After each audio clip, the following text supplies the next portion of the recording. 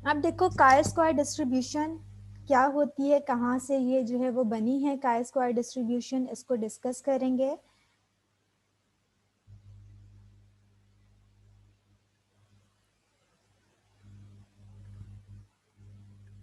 यहाँ पर आपके पास क्या लिखा हुआ है, काई स्क्वायर डिस्ट्रीब्यूशन का इंट्रोडक्शन लिखा हुआ है, शॉर्टली मैंने यहाँ पर लिखा हुआ है आपके पास, ठीक है, डिटेल में नहीं लिखा हुआ।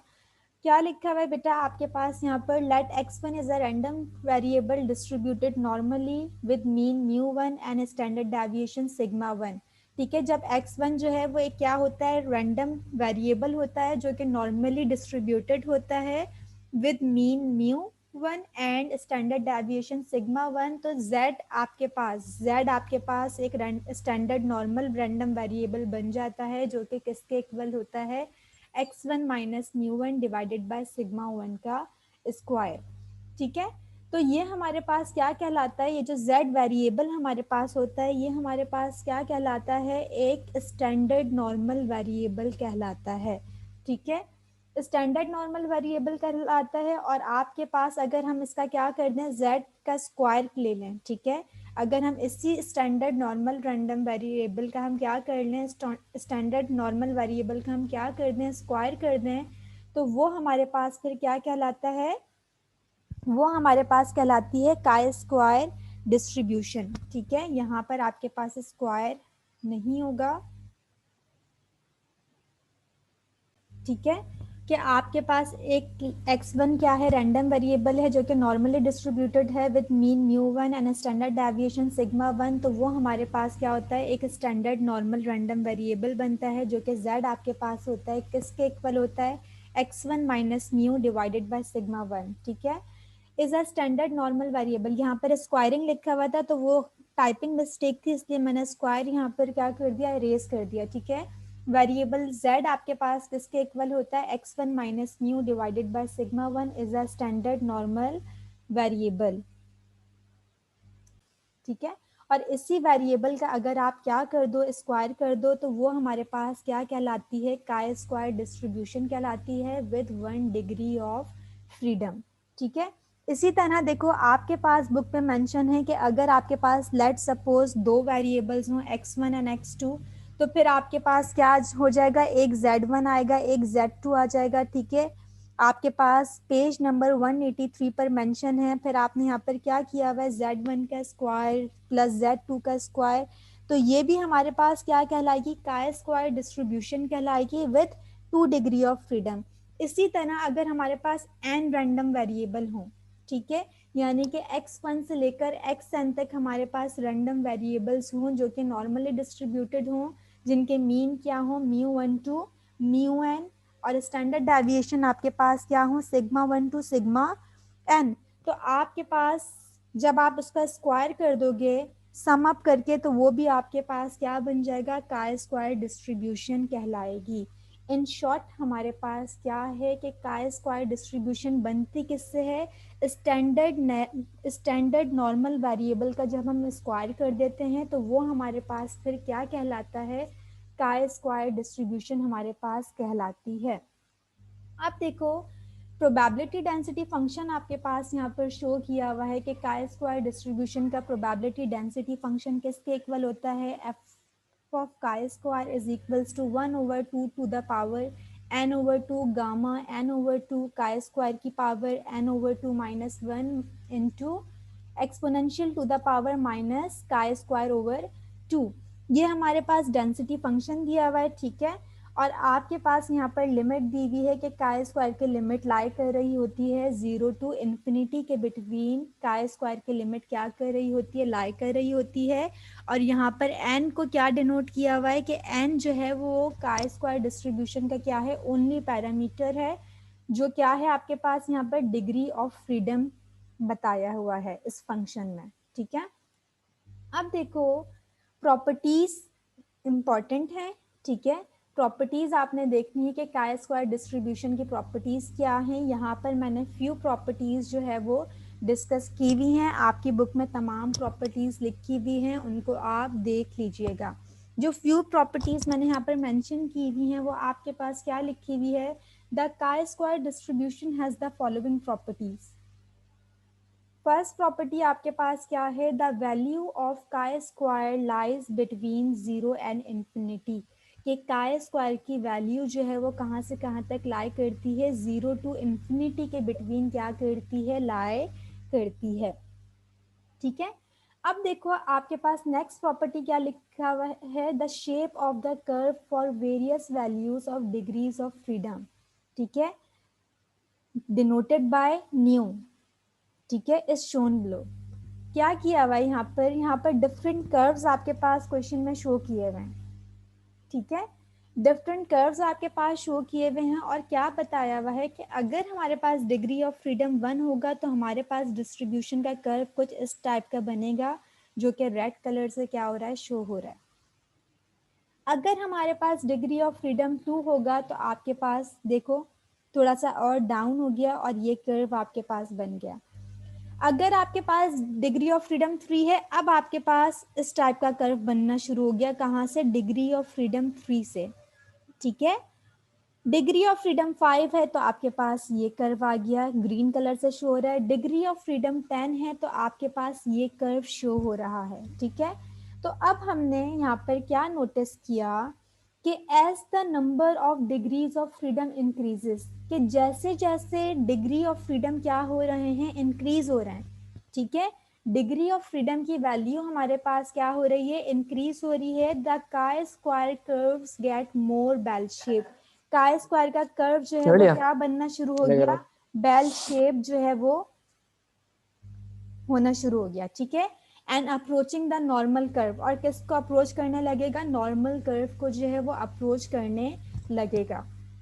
मीन आपके पास बताया हुआ है कि काय स्क्वायर डिस्ट्रीब्यूशन का मीन n के इक्वल होता है, वेरिएंस 2n के इक्वल होता है, मॉड n-2 के इक्वल होता है वेयर n ग्रेटर देन 2, ठीक है। इसी तरह आपके पास बुक में जो है वो उसकी भी प्रॉपर्टी लिखी हुई है कि mgf काय स्क्वायर का क्या होता है, β1 β2, स्क्यूनेस कर्टोसिस अगर हम ड्राइव करेंगे तो उसका फॉर्मूला काय स्क्वायर डिस्ट्रीब्यूशन का क्या होता है, डिफरेंट प्रॉपर्टीज लिखी हुई हैं। तो जो प्रॉपर्टीज यहाँ पर मेंशन नहीं हो तो वो आप अपनी बुक में जो है वो रीड कर लीजिएगा, ठीक है। जो मेन प्रॉपर्टीज थी वो मैंने यहाँ पर क्या कर ली, डिस्कस कर ली। अब देखो बेटा, जिस तरीके से हमने क्या किया था कि जेड टेस्ट नॉर्मल डिस्ट्रीब्यूशन हमने पढ़ी थी कि नॉर्मल डिस्ट्रीब्यूशन पर कौन कौन से टेस्ट जो है वो बेस्ड करते हैं, डिफरेंट टेस्ट हमने पढ़े थे, single mean testing, two mean testing, proportion testing, ठीक है, डिफरेंट टेस्टिंग हमने वहां पर पढ़ी थी। जब हमने टी टेस्ट पढ़ा तो वहां पर भी हमने देखा कि टी डिस्ट्रीब्यूशन पर कौन कौन से टेस्ट बेस्ड करते हैं, ठीक है। तो अब हम क्या पढ़ रहे हैं, काय स्क्वायर डिस्ट्रीब्यूशन पढ़ रहे हैं। तो अब हम क्या देखेंगे कि कौन कौन से टेस्ट हैं जो कि बेस्ड कर रहे होते हैं किस पर, काय स्क्वायर डिस्ट्रीब्यूशन पर बेस्ड कर रहे होते हैं, ठीक है। तो फर्स्ट यहाँ पर क्या लिखा हुआ है, to test goodness of fit, to test of independence. अब ये टेस्ट हैं क्या, जब ये टेस्ट हम पढ़ना स्टार्ट करेंगे वन बाय वन तो तब मैं बताऊंगी कि कौन सा टेस्ट जो है वो हम कब यूज करते हैं, ठीक है। अब देखो, to test the equality of more than two proportion, to test the equality of more than two proportion, हमने प्रोपोर्शन की टेस्टिंग पढ़ी थी, सिंगल प्रोपोर्शन की टेस्टिंग भी पढ़ी थी, two proportion testing, the difference between two population proportion की testing पढ़ी थी जब हम जेड टेस्ट कर रहे थे परफॉर्म, पढ़ा था ना तब हमने। तो अब यहाँ पर क्या लिखा हुआ है, जब हमें इक्वालिटी चेक करनी हो मोर देन टू प्रोपोर्शंस की, तो तब भी हम काय स्क्वायर ये टेस्ट भी किस पर बेस कर रहा होता है, काय स्क्वायर डिस्ट्रीब्यूशन पर, to test for homogeneity, to test for population variance, to test the equality of several population variances, ठीक है। तो अब जब हम इन टॉपिक्स को पढ़ना स्टार्ट करेंगे तो मैं वन बाय वन जो है जिस टॉपिक को हम डिस्कस करेंगे, जिस टेस्ट को हम डिस्कस करेंगे तो उसकी डिटेल साथ साथ ही बताऊंगी, एट अ टाइम सब एक साथ में बता दूंगी, अदरवाइज सब कुछ आपके पास क्या हो जाएगा, मिक्सअप हो जाएगा, ठीक है।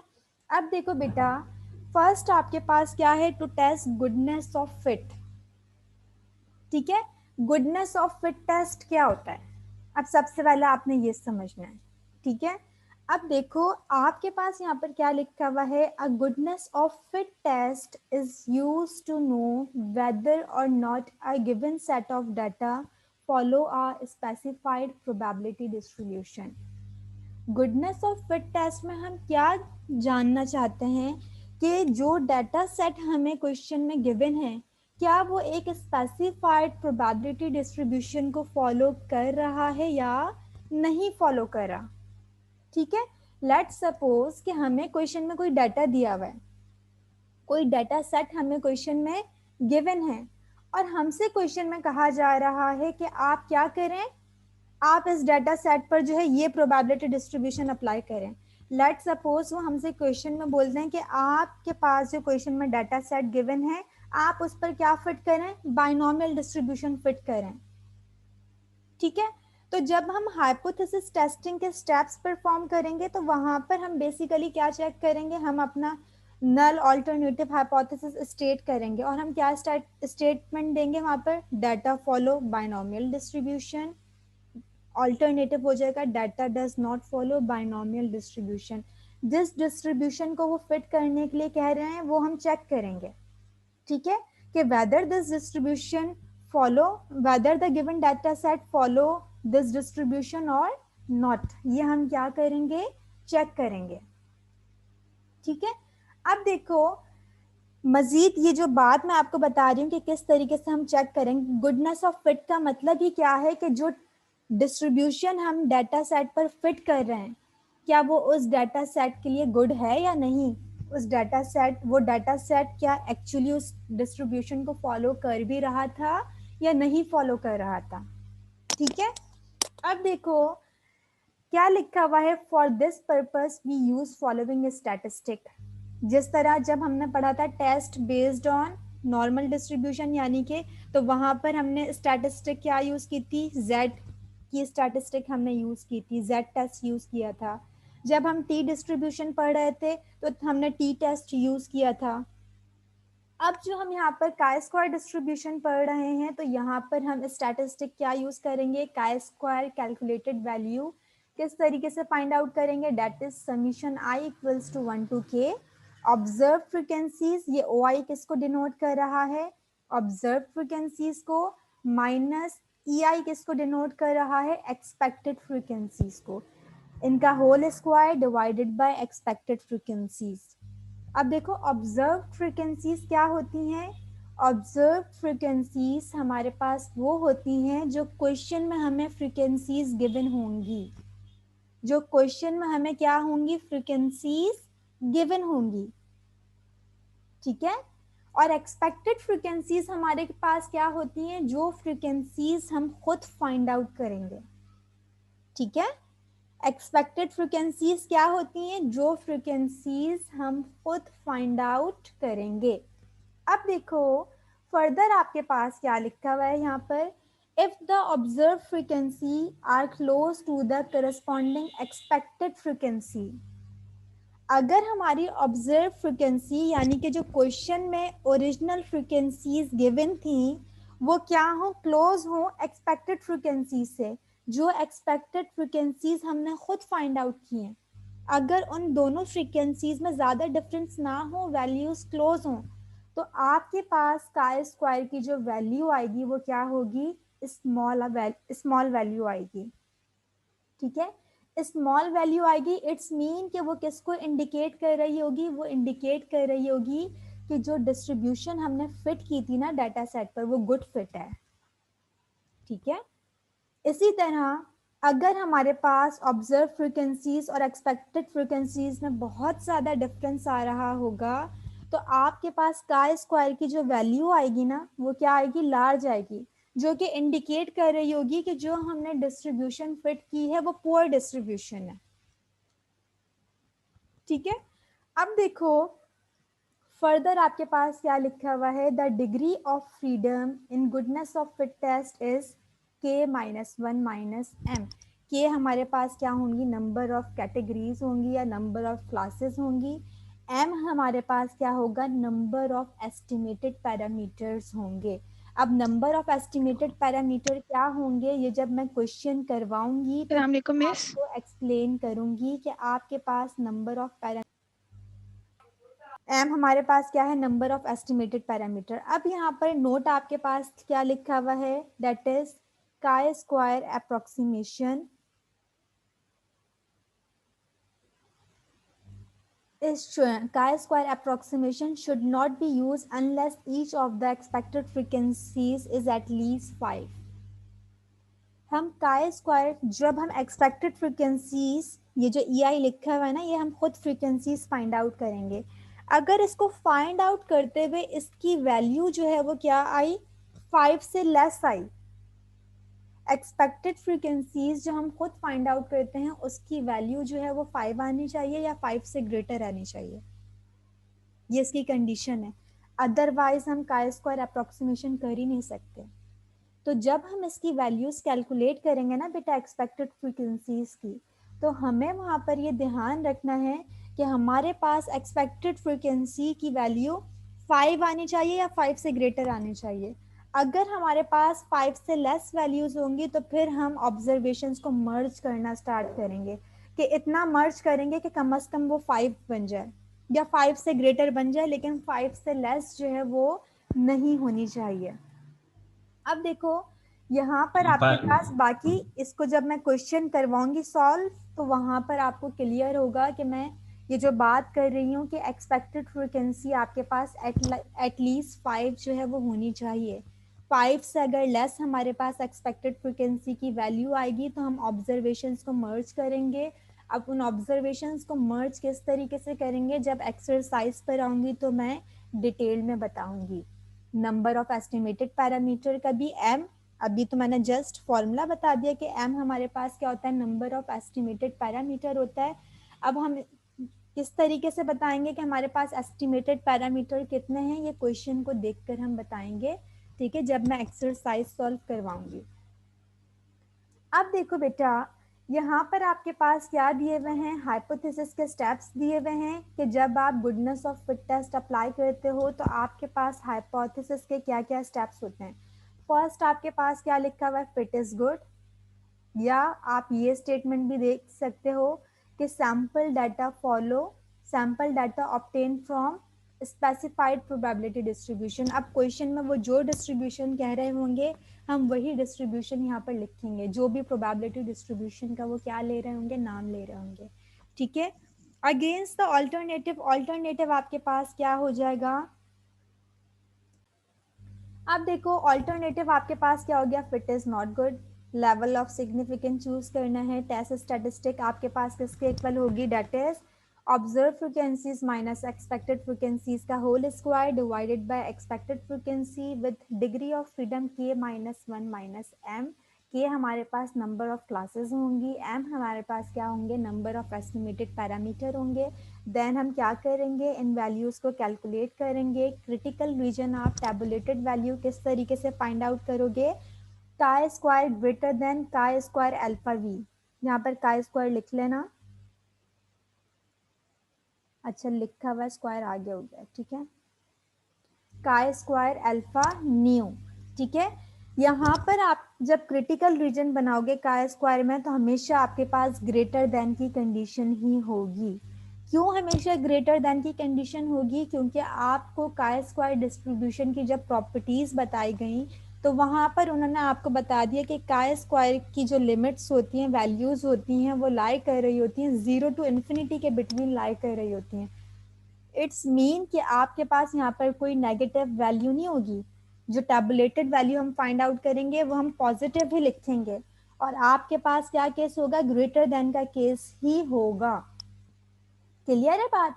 जिस तरह आप जेड टेस्ट जब फाइंड परफॉर्म कर रहे थे, जेड टेस्ट पर काम कर रहे थे, टी टेस्ट पर काम कर रहे थे, तो वहां पर जब हम जेड टेबुलेटेड फाइंड आउट करते थे तो हम क्रिटिकल रीजन को देखकर बताते थे कि अगर हमारे पास लेफ्ट टेल है तो नेगेटिव साइन के साथ लिखते थे, राइट टेल है तो पॉजिटिव साइन के साथ लिखते थे, ठीक है। लेकिन जब आप काय स्क्वायर डिस्ट्रीब्यूशन की बात करोगे बेटा, तो काय स्क्वायर में आपके पास जो क्रिटिकल रीजन बनेगा वो हमेशा क्या बनेगा, ग्रेटर देन के साथ ही बनेगा, ठीक है। हमेशा किसके साथ बनेगा आपके पास वो सिंबल, ग्रेटर देन के साथ ही बनेगा। मैम अब कोई देखो रीजन है ग्रेटर बनने की? बेटा प्रॉब्लम क्या करेंगे बेटा, इसका क्वेश्चन करेंगे, काय स्क्वायर डिस्ट्रीब्यूशन से रिलेटेड हम क्या करेंगे, एक क्वेश्चन करेंगे।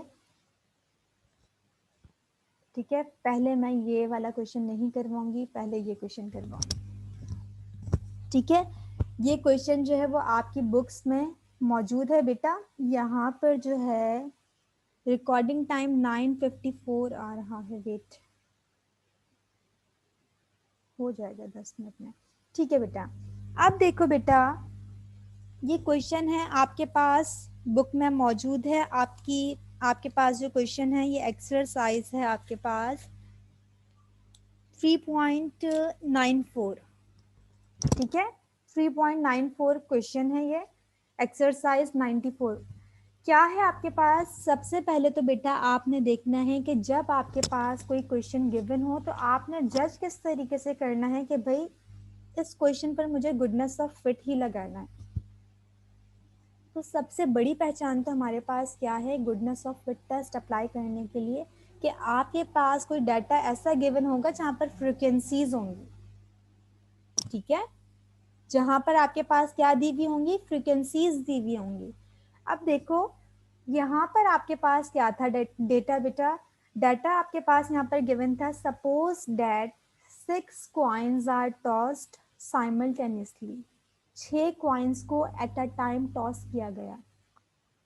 कितने कॉइन्स, 6 कॉइन्स। ठीक है, अब आपसे क्वेश्चन में क्या कहा गया है कि साइमल्टेनियसली उनको 640 टाइम टॉस किया गया and the following distribution is observed. ये डिस्ट्रीब्यूशन जो है ऑब्जर्व की गई।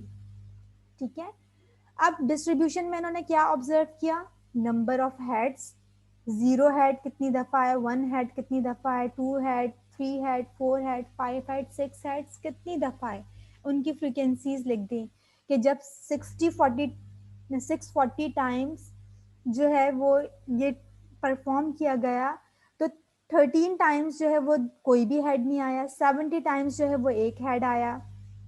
ठीक है, 6 कॉइन्स को एट अ टाइम जो है वो टॉस किया गया था। ठीक है, अब आपसे क्वेश्चन में क्या पूछा जा रहा है, test the hypothesis that the coins are well balanced. Hypothesis test करें, क्या जो ये कॉइन जो हमने टेस्ट किए हैं क्या ये वेल बैलेंस्ड हैं with the level of significance at 0.01। Level of significance आपको क्या दे दिया गया है क्वेश्चन में, 0.01 आपके पास क्वेश्चन में दे दिया गया। अब देखो हमें क्या करना है, अब यहाँ क्वेश्चन में मेंशन नहीं है, यहाँ क्वेश्चन में कुछ भी मेंशन नहीं है कि आप ये डिस्ट्रीब्यूशन इस पर अप्लाई करके देखें। ठीक है, कुछ क्वेश्चंस में वो आपको मेंशन करके दे देंगे कि इस डाटा सेट पर पॉइसन डिस्ट्रीब्यूशन फिट करें, यूनिफॉर्म डिस्ट्रीब्यूशन फिट करें या हाइपर ज्योमेट्रिक डिस्ट्रीब्यूशन फिट करें, आपको कुछ मेंशन करके दे देंगे। और समटाइम्स आपको मेंशन करके नहीं देंगे, आपको क्वेश्चन को रीड करके जज करना होगा कि भाई इस डाटा सेट पर हम कौन सी डिस्ट्रीब्यूशन जो है वो अप्लाई कर सकते हैं, कौन सी प्रोबेबिलिटी डिस्ट्रीब्यूशन इस डाटा सेट पर हम अप्लाई कर सकते हैं। ठीक है, तो यहाँ पर हमने क्या चेक किया भाई, कॉइन्स लिए गए थे। अब जब हम कॉइन्स लेते हैं तो कॉइन्स के पॉसिबल आउटकम्स कितने होते हैं, कॉइन्स के दो पॉसिबल आउटकम्स कितने होते दो हैं, मिस 2 होते हैं ना, या तो हेड आएगा या फिर टेल आएगा। टे ठीक है, तो अब मैं इस क्वेश्चन, और हमारे पास एन भी गिवन है क्वेश्चन में, 6 कॉइन्स लिए गए। ठीक है, तो अब मैं इस डाटा सेट को देखकर ये जज कर सकती हूँ कि भाई मैं इस पर ना बाइनोमियल डिस्ट्रीब्यूशन अप्लाई करके देखती हूँ, मुझे लग रहा है कि ये डाटा सेट जो है ना फॉलो कर रहा है किसको, बाइनोमियल डिस्ट्रीब्यूशन को। मिस कैसे पता चलेगा बाइनोमियल? कैसे पता चलेगा बेटा कि बाइनोमियल डिस्ट्रीब्यूशन, क्योंकि आप देखो कॉइन्स का आपके पास एक्सपेरिमेंट दिया हुआ है। ठीक है, आपके पास क्वेश्चन में एन गिवन है, आपके पास जब कॉइन्स की बात होती है तो बाइनोमियल डिस्ट्रीब्यूशन में हमारे पास पॉसिबल आउटकम्स क्या होते हैं, या तो सक्सेस या फिर फेलियर, यही होता है ना, या तो सक्सेस या फेलियर। लेकिन एन टाइम्स जो है हमारे पास एक्सपेरिमेंट होता है। ठीक है, 6 कॉइन्स लिए गए यहाँ पर।